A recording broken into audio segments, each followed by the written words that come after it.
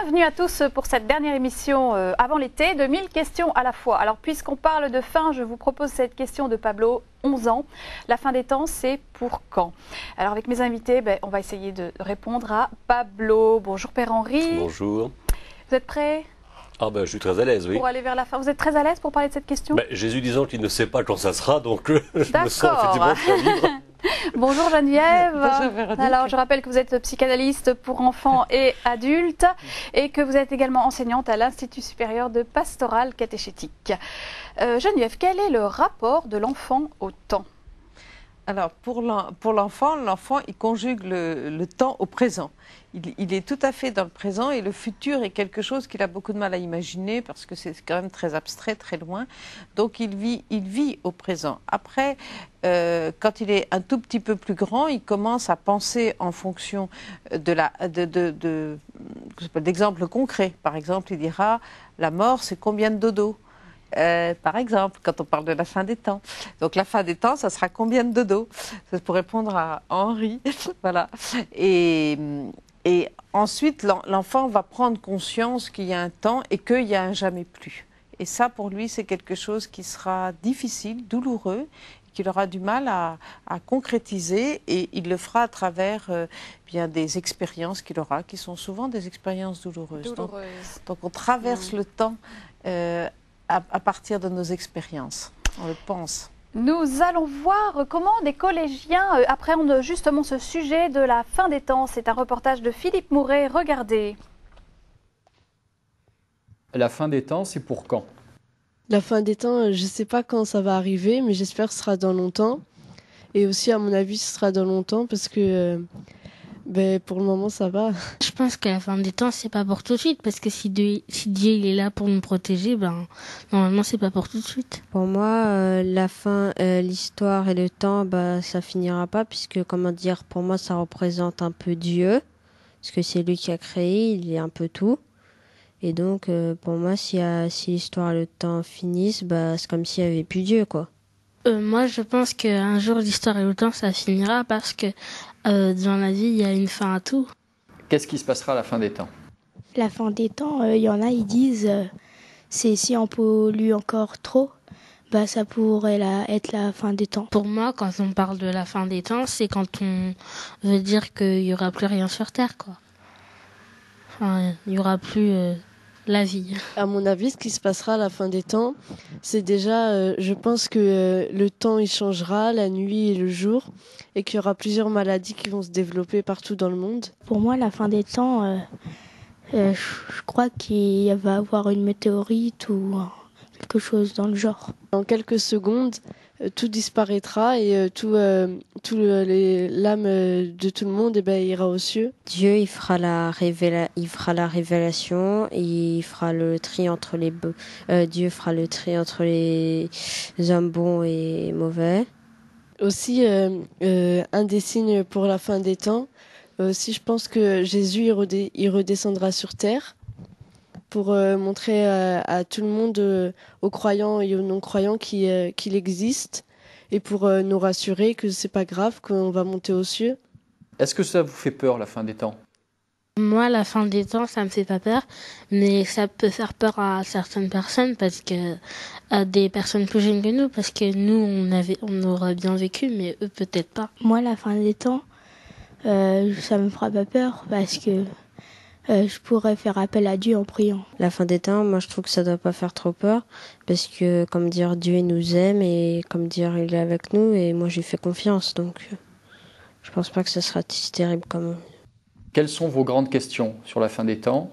Je me demande si ça durera si ça ira petit à petit ou si elle arrivera très vite. Est-ce qu'à la fin du temps, il y aura des survivants? Est-ce qu'à la fin des temps, il y aura des survivants? Scénario catastrophe, Geneviève. Voilà, c'est un scénario catastrophe qu'on retrouve beaucoup dans les films d'aujourd'hui, les films que vont voir les grands ados, les ados, et aussi également dans les dessins animés pour les enfants. C'est-à-dire que pour l'enfant, il y a une représentation de la possibilité d'une catastrophe et que c'est quelque chose qu'il a besoin d'élaborer, comme il a besoin d'élaborer la peur du loup.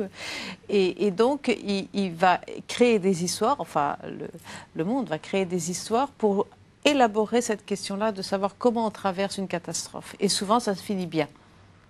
Alors, mais c'est vrai que c'est une catastrophe quand même, la fin des temps, Père Henri. Non, non, pas du tout. Ah bon? Non, la catastrophe, on nous dit justement qu'il n'y aura pas de catastrophe. Alors, on a ça dans le déluge. Hein. Je veux dire, Dieu nous raconte justement dans la Bible comment les maladies, je sais pas quoi, la pollution, vous voyez, la corruption du monde. Et donc Dieu détruit tout, vous voyez, sauf Noé. Et résultat de l'affaire, Dieu dit, il n'y aura jamais plus de cataclysme. Alors, est-ce qu'un jour, l'histoire et le temps finiront? Oui, mais c'est pas forcément une catastrophe. Puisque, regardez, la question qui est posée, c'est est-ce qu'il y aura des survivants? Alors que l'idée, c'est d'entrer dans la vie de Dieu. Évidemment qu'il y aura des survivants, mais pas des survivants dans la vie antérieure. Vous voyez, c'est l'idée d'une explosion, si j'ose dire, de la vie dans l'éternité. Alors néanmoins, on peut quand même répondre à la question de Yanis à la fin. Là, dans quelles circonstances la fin des temps va-t-elle arriver? Je me demande si ça viendra petit à petit ou si ça ira très vite. Saint Paul a une idée. Il a une idée. Oui, alors écoutons Saint Paul. Il dit en un clin d'œil au son de la trompette. Vous voyez, voilà, c'est une manière de parler pour dire qu'on ignore absolument de quelle nature c'est. Parce que justement, ce n'est pas... Il y a une chose qui est comment traverser des catastrophes, des épidémies, des tremblements de terre, des déluges, tout ce que vous voulez. Et puis autre chose, c'est la transformation du monde, vous voyez, du naturel au surnaturel. Vous voyez, ce sont deux questions qui sont un petit peu différentes. La notion d'éternité, enfin vous disiez tout à l'heure, la notion pour l'enfant, le temps c'est le présent, c'est l'éternité, c'est quoi? Le présent peut pour lui représenter quelque chose de l'éternité, mais c'est vrai qu'il est dans un temps qui n'a pas la même mesure que le nôtre. L'enfant est dans son temps psychique, est à l'intérieur de lui, dans ce qu'il vit. Mais peut-être que, effectivement, ce qui serait le plus proche pour nos psychologistes, c'est le terme de transformation. Peut-être que cette approche d'ailleurs, c'est ce qui se termine les films généralement, de cette fin des temps, c'est quelque chose qui est de l'ordre de la transformation et qui va transformer le monde vers autre chose. Ce qui veut dire que quelque part, il y a une espérance d'autre chose, en tout cas une foi dans autre chose. Ça, c'est vital. Ça, c'est apparemment, ça fait partie de notre conscience humaine, ou en tout cas de notre espérance humaine. Et c'est très intéressant, parce que si on vit la fin des temps comme quelque chose de l'ordre d'une transformation, ça veut dire qu'à la fois, on en est actif, et qu'il y a quelque chose à faire pour justement se transformer.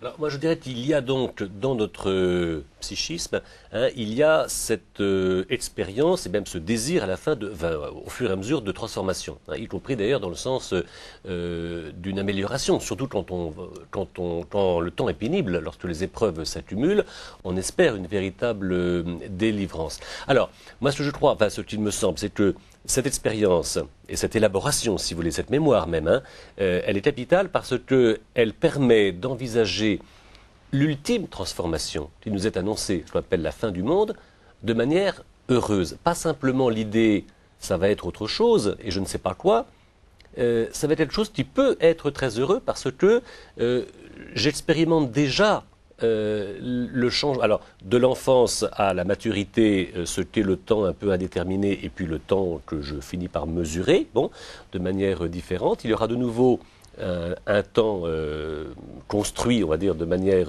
différente, mais c'est une bonne nouvelle. Voilà. C'est pas simplement la fin ou le saut dans l'inconnu, il y a déjà une sorte d'appréhension de ce qui va être. Et les premiers chrétiens croyaient que la fin des temps était imminente. C'est pour ça que saint Paul apportait des réponses. Pas forcément. Il y a des gens aujourd'hui qui pensent que c'est imminent. Alors au début, il y avait des gens qui pensaient que c'était imminent, peut-être un peu plus qu'aujourd'hui. Mais on voit bien que les premiers chrétiens, ils ont élaboré tout un système, y compris de travail, d'organisation, qui montre bien qu'ils étaient prêts aussi à ce que ça dure. À ce que ça dure, bien sûr, oui. Qu'est-ce que ça signifie, parousie? Parousie, c'est la venue de Jésus dans la gloire. Alors, c'est ce que Jésus dit, donc, qu'il reviendra dans la gloire. Il viendra. C'est ça qui va marquer la fin des temps? Moi, j'enlèverais le mot « re », il viendra dans la gloire. Parce que l'idée, le retour, ça fait un petit peu comme un nouveau Noël. Voyez, Jésus revient, il est glorieux. Donc, il ne revient pas comme il était dans la chair, voyez, mortel. Jésus revient dans la gloire, donc on ne sait pas très bien à quoi cela ressemble. Il revient vraiment comme Dieu. Et il manifeste, au fond, la vérité, voyez, de tout ce qu'il a vécu et enseigné dans la lumière. Mais voilà. Un jour donné, comme le jour de l'Ascension, il est parti, il viendra et il y aura... Oui, il a été enlevé et il viendra. Et les anges disent, de même que le Christ a été enlevé, il viendra donc à la fin. Alors, pour les enfants, la fin des temps, ça peut être lié à une difficulté des hommes, enfin en tout cas à mal gérer les problèmes écologiques ou une météorite qui tombe sur la Terre. Oui, une catastrophe. Est-ce que cette fin des temps peut venir des hommes ou elle viendra de Dieu? Non. Enfin, je dis, d'après les Écritures, Dieu ne va pas envoyer une catastrophe pour châtier les hommes de leurs péchés. Voyez.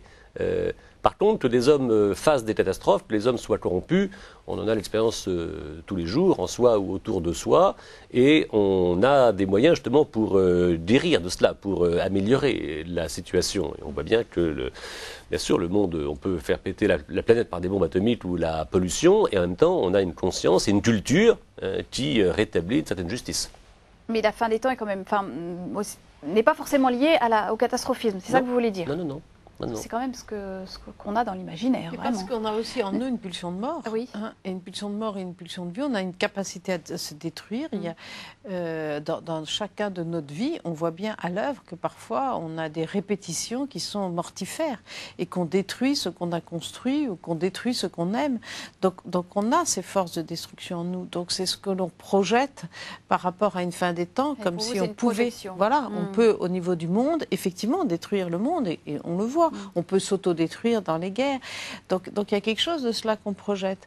Donc est-ce que ce qui nous est dit dans la Bible renvoie à cette capacité qu'a l'homme de s'autodétruire, ou est-ce que c'est quelque chose qu'on ne peut pas imaginer parce que c'est tout à fait d'un autre ordre, comme la résurrection est d'un autre ordre. Et voilà. Pour moi, c'est vraiment une question. Mais prenons un lieu où nous confessons la parousie, c'est à la messe. Lorsque après la consécration, nous chantons en chœur, nous attendons ta venue dans la gloire. Moi, j'avoue, je crois que je n'ai jamais imaginé que c'était une catastrophe. D'ailleurs, les gens sont plutôt réjouis lorsqu'ils chantent ça. Donc, la parousie n'est pas liée à une catastrophe. Sinon, on ne le chanterait pas de manière joyeuse. Alors, est-ce que l'Ancien Testament, on parle de la même façon que le Nouveau, de la fin des temps? Oui, les questions de commencement et de fin sont extraordinairement bien racontées, puissamment, je dirais, sur les questions d'anthropologie, ce qu'est justement la responsabilité humaine, ce qu'est l'action de Dieu qui vient quoi faire? Qui vient bénir. Mais au moment où on dit, notamment dans le déluge, que la corruption est totale, donc il y a donc cette capacité à se donner la mort, on nous dit Dieu bénit. Et il ne dit pas, il bénit en disant, maintenant les hommes sont bons. Non, Dieu les bénit en disant, je vois que le cœur de l'homme est mauvais. Donc il y a vraiment ici une autre vertu, une autre force. Oui, et j'aime bien d'ailleurs ce mot de bénédiction qui caractérise l'histoire des hommes vus du côté de Dieu. Alors nous avons, nous, notre capacité effectivement à faire le mal, mais ce n'est pas forcément ni ce qui est le plus originel, ni ce qui est le plus déterminant. Le plus originel, c'est-à-dire, c'est pas ça qui est premier. Non, au début, Dieu vit que cela était bon. Et c'est pas ça qui détermine la fin des temps. Ce qui est originel, c'est l'amour de Dieu. Bon, c'est une bonne nouvelle. Mais exactement. Alors, je vous propose maintenant notre reportage biblique. La fin des temps, c'est pour quand? Regardez.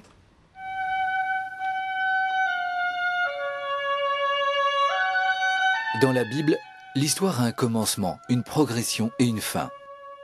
Depuis le début de cette histoire, Dieu intervient à travers les patriarches et les prophètes de l'Ancienne Alliance et par Jésus dans la Nouvelle Alliance. La résurrection du Christ à Pâques et le don de l'Esprit à la Pentecôte inaugurent une nouvelle et dernière période, celle de l'Église. L'Apocalypse parle du Christ comme étant l'alpha et l'oméga, celui qui est, qui était et qui vient, le maître de tout. Cela signifie que par sa vie, ses gestes et ses paroles, Jésus récapitule l'histoire et le sens de celle-ci.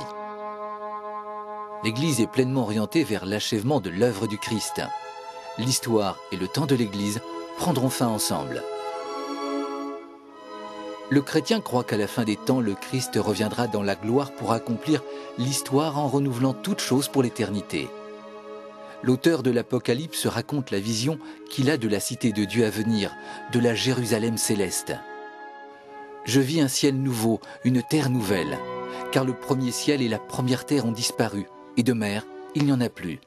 Et je vis la cité sainte, Jérusalem nouvelle, qui descendait du ciel, de chez Dieu. Elle s'est faite belle comme une jeune mariée, parée pour son époux. J'entendis alors une voix clamer du trône, « Voici la demeure de Dieu avec les hommes.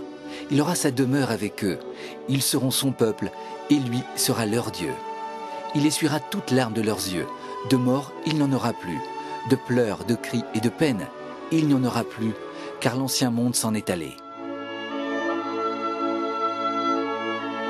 Dans l'Évangile, Jésus dit « Le ciel et la terre passeront, mais mes paroles ne passeront point. Quant à la date de ce jour ou à l'heure, personne ne les connaît, ni les anges dans le ciel, ni le Fils, personne que le Père. »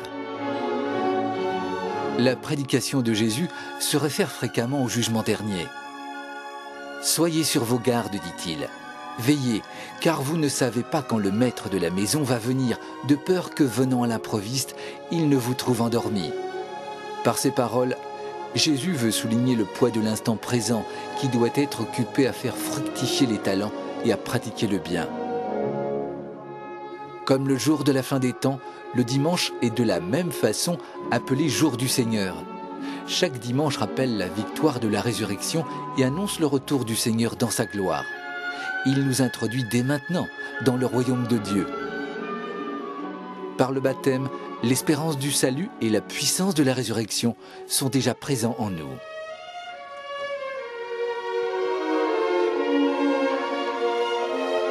Je rappelle que vous pouvez télécharger ce reportage pour un usage familial, personnel ou collectif dans le cadre d'une séance de catéchèse ou d'aumônerie en vous rendant sur le site de Catéo. Geneviève, qu'est-ce que ça vous évoque, le langage apocalyptique pour parler de la fin des temps? Est-ce qu'il ne peut pas plus effrayer les enfants que proposer l'espérance avec l'imaginaire qu'ils ont? Oui, alors je pense que les enfants, effectivement, ça les plonge dans quelque chose de l'ordre d'un traumatisme et d'une très grande peur parce qu'ils se sentent impuissants et fragiles. Et que Freud dit que c'est à partir de cette fragilité-là qu'on a inventé Dieu, l'idée de Dieu qui est surpuissant et surprotecteur. Donc je pense que l'Apocalypse est peut-être à interpréter de manière symbolique et attendre que l'enfant ait les capacités de pouvoir lire ces textes-là.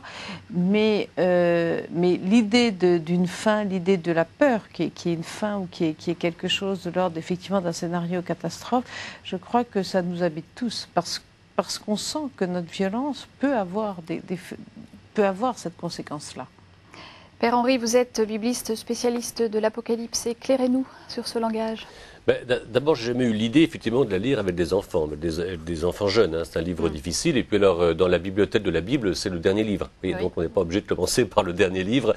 Ceci dit, c'est la finalité, c'est là où on va. Donc, Oui, mais tout ce qui précède sont des étapes qui sont à franchir pour arriver, alors justement, à une heureuse perception de la fin. Hein. Que la fin soit heureuse, y compris d'ailleurs que sa propre mort soit une mort heureuse. Et le philosophe dit que vivre, c'est apprendre à mourir. C'est pas du tout pessimiste, mais ça suppose un véritable apprentissage. Alors, dans le livre de l'Apocalypse, qui est un livre de révélation, on nous révèle à la fois la bénédiction du Christ. Oui. Vous voyez, donc c'est le Christ qui est présent comme cadre général et comme colonne vertébrale du livre tout entier. Et à la lumière de la victoire du Christ, donc de sa résurrection, le livre dénonce la tragédie de la violence que les hommes se manifestent les uns contre les autres. Donc la catastrophe, c'est ça, c'est le mal. C'est la violence. Le mal est abstrait, moi je dirais c'est la violence sous toutes les formes qu'elle peut recouvrir, et on a une imagination terrible dans ce domaine-là. Et pour l'Apocalypse, enfin, on va dire pour la pensée de Dieu, une violence, c'est très grave. Oui, c'est très grave. Alors Jésus parle du jugement de Dieu, du jugement dernier. Le jour viendra comme un voleur entraînant de terribles douleurs. Bon, oui, mais le jugement, justement, c'est la capacité de Dieu de dénoncer la malignité de la violence. Et le blasphème, en un sens, hein, c'est de déclarer peu important ou pas grave ce qui fait beaucoup de mal. Ça, alors là, il y a ce qu'on appelle une culture de mort, ou qui encourage la mort. Paul dit que faire le mal, c'est pas bien, bon. Mais que enseigner à faire le mal, ça, c'est le top du mal.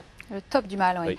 L'Apocalypse toujours dit, et puis un enfant le disait, là où il n'y aura plus ni soleil ni lune pour marquer le temps comme dans le monde ancien, puisque les hommes seront entrés dans l'éternité de Dieu. Alors, où seront nos repères familiers? On en a besoin quand même.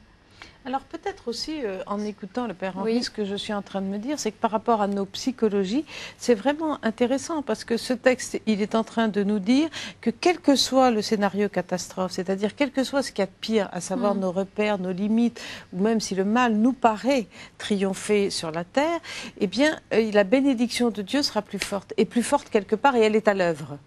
Et je pense qu'effectivement, il y a des moments où sur la Terre, on voit déjà ça à l'œuvre. Enfin, c'est déjà accompli quelque part, parce qu'il y a des épisodes de notre histoire qui font que les gens ont vécu quelque chose d'apocalyptique et qu'il y a eu de la vie qui a ressurgi, de la bénédiction qui est revenue. Donc je me dis que c'est effectivement un texte qui nous dit ne soyez pas trop dans la mouvance ou dans l'emprise de cette psychologie de la destruction et de cette peur de la destruction. Soyez dans une confiance qui surpasse tout ce que vous pouvez imaginer dans votre inconscient et dans votre psychologie. Donc la juste attitude devant la réalité de la fin des temps, c'est la confiance. C'est la confiance et la foi. La foi, puis peut-être aussi la prudence, enfin, se tenir prêt. Alors, qu'est-ce que c'est que se tenir prêt si ce n'est être en permanente transformation, c'est-à-dire pour accompagner ce mouvement et en permanence, à la limite presque de prière au sens large du terme, c'est-à-dire pour quelque part être prêt à accueillir cette bénédiction. Parce que nous, ce qu'on voit dans les psychologies, c'est qu'on peut très bien refuser l'autre, refuser l'aide, refuser l'accueil, refuser d'aller mieux. On a la liberté d'aller mieux, on a la liberté d'être vers la pulsion de vie, quels que soient nos éléments de destruction ou notre histoire. Donc c'est d'être peut-être dans ce mouvement d'ouverture et d'attente et d'espérance. Confiance, ouverture, espérance, mais aussi action. Vous disiez tout à l'heure que le fait qu'il y ait une fin, ça donne du poids au temps présent. Oui, ça donne un poids au temps présent et surtout là, un poids positif. C'est-à-dire que un point positif, c'est-à-dire que quel que soit ce qui peut se passer dans le temps présent, c'est aussi ce qui est dit dans les psaumes. En fait, d'ailleurs, on peut espérer.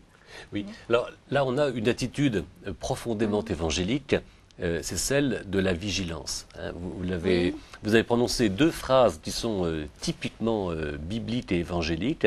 Donc la vigilance qui n'est pas du tout l'idée d'être une sorte de tension, non, mais c'est cette capacité d'ouverture, d'appréhender le réel dans toutes ses dimensions. Et vous avez aussi parlé de la paix qui surpasse toute chose. C'est un mot de saint Paul. Hein. Il est heureux que nous puissions redire, plus ou moins spontanément, des phrases comme cela évangéliques. Parce que là, c'est vraiment le cœur de l'espérance qui est mis à notre disposition. Je voudrais qu'on conclue sur ce qui a été dit dans le reportage biblique. L'expression « jour du Seigneur » signifie à la fois jour de Dieu, jour de la fin des temps, et Dies Domini, dimanche. Alors, quel est le rapport entre notre dimanche hebdomadaire et puis cette fin des temps? Le jour du Seigneur, dans la Bible, c'est le jour où Dieu agit de manière décisive. Voyez, et la résurrection du Christ inscrit quelque chose de décisif, on va dire de terminal, dans notre histoire. Ça inscrit dans l'histoire, alors on va dire ce terme, mais heureusement vécu par le Christ. Donc ce n'est pas quelque chose vraiment d'inconnu et de terrifiant, c'est vraiment de participer au Christ. Et chaque dimanche, nous sommes invités à faire l'expérience, voyez, baptismale, de la participation à la mort et à la résurrection de Jésus-Christ. Voyez, de vaincre vraiment la violence et de vivre la paix qui surpasse toute chose. C'est intéressant parce que vous voulez dire en fait que le dimanche, ce jour du Seigneur, nous familiarise déjà avec cette fin des temps, cette après? Oui, ça nous aide, hein, ça nous aide à passer à cette différence. Voyez. Et sur un plan psychologique, ce que je trouve très intéressant, c'est qu'effectivement, par rapport à la pulsion de mort, par rapport à tout ce que on a très très souvent, moi je propose aux gens de se nourrir justement de positif, de se nourrir de paroles qui vont venir prendre la place, envahir notre espace intérieur pour mettre dans une autre dimension plus petite tout ce qui nous fait peur ou tout ce qu'on a vécu de dramatique. Donc il y a vraiment là une correspondance entre ce que nous dit la Bible et ce qui nous aide sur un plan psychologique. Alors c'est sur cette note d'espérance que nous allons terminer cette émission et cette année. Je vous souhaite un très très bel été, Geneviève. Merci beaucoup. Vous et aussi. puis à vous également, Père Henri, je suppose. À Jérusalem. Vous partez à Jérusalem. Bon. Donc cet été, vous retrouverez bien sûr à l'écran certaines émissions de 1000 questions à la fois, mais vous pouvez également retrouver la totalité de nos émissions en vous rendant sur le site internet de KTO, www.ktotv.com. Nous nous retrouvons à la rentrée donc pour de nouvelles émissions, de nouvelles grandes questions d'enfants et d'adolescents sur Dieu, sur l'Église, sur le sens de l'existence. En attendant, je vous souhaite à tous un très très bel été.